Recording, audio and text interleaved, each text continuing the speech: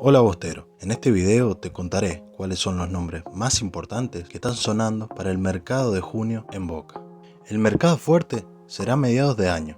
Desde Boca repiten esta frase cada vez que la pregunta a los refuerzos para el equipo surge nuevamente. En el Consejo de Fútbol saben que algunas ventas les dejarán una importante suma de dinero y ya tienen los apuntados para Boca de la temporada invierno 2021. ¿De dónde saldría ese dinero? De las ventas de Iván Marcone y Lucas Olaza. Por este último, Valladolid ejecutó la opción de compra por 4 millones de euros y comenzará a abonar el monto en cuotas. Al mismo tiempo, a mediados de año, ingresarán 5 millones de euros desde el Elche por el mediocampista central. Así, sumando alguna que otra posible venta del plantel actual, de mínima, Boca contará con 9 millones de euros para salir al mercado. Ahora, ¿quiénes son los apuntados en la lista de Riquelme? El primer apuntado parece ser Sergio Romero, ante la posible salida de Andrada. No es la primera vez que Chiquito suena en la Bombonera, pero a diferencia de ocasiones anteriores, esta vez sí quedará libre del Manchester United, como pasó con Marcos Rojo en enero. Pero hay más, porque la noticia la brindó el periodista Nicolò Schira, especialista en mercado de pases, quien se animó a publicar en su cuenta de Twitter que Romero se acercaba a Boca como agente libre. Está listo el contrato por 2 años. De todas formas, no deja de ser una información llamativa.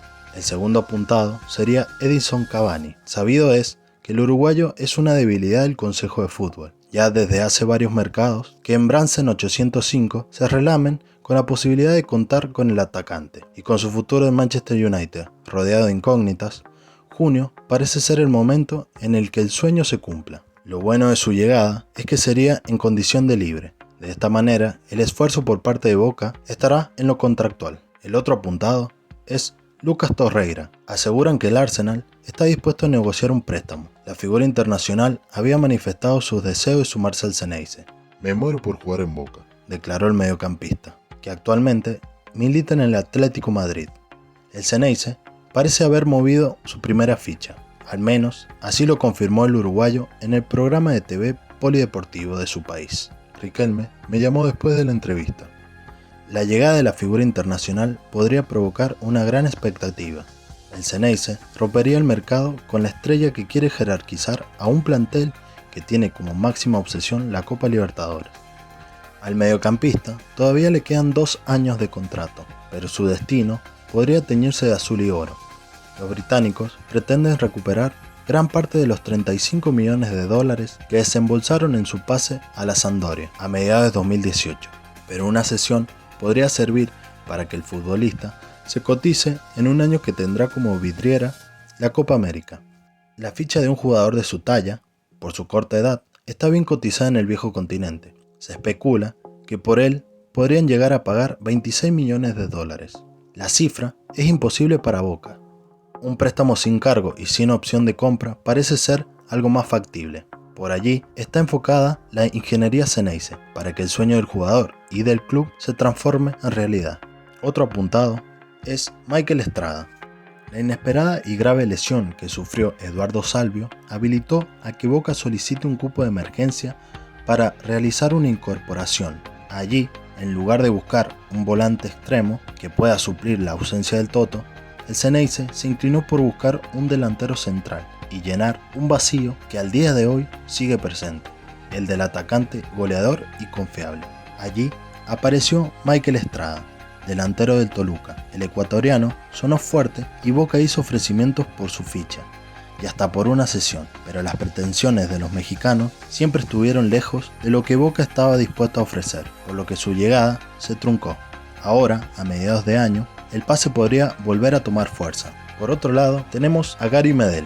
A pesar de que solo estuvo 1 año y medio en el club y ya pasó una década desde su partida, en el Xeneize guardan un muy buen recuerdo del Pitbull, quien durante estos años sonó en más de una ocasión para pegar la vuelta. Antes del cierre del actual mercado de pases, Román se contactó con el chileno para conocer su situación y del otro lado le pidieron esperar al final de la actual temporada para sentarse a negociar. Y si bien Medel tiene contrato hasta mediados de 2023 con Bolonia, desde su entorno aseguran que su idea es regresar a Sudamérica a mitad de año. Incluso en el club italiano saben que las charlas comenzaron. Nosotros sabemos que el jugador tiene una oferta de Boca Juniors, pero confiamos en que se quedará en Bolonia. Él no nos ha dicho otra cosa, aseguró Walter Sabatini, director deportivo del conjunto azulgrana. Otro de los apuntados por Román es Luis Advíncula. El peruano, actualmente Rayo Vallecano, aparece en carpeta para cubrir un vacío que presentará el Xeneize a partir de junio. El lateral derecho. Actualmente cuenta con Julio Buffarini y Leonardo Jara, pero ninguno de los dos continuarían en el club en el segundo semestre.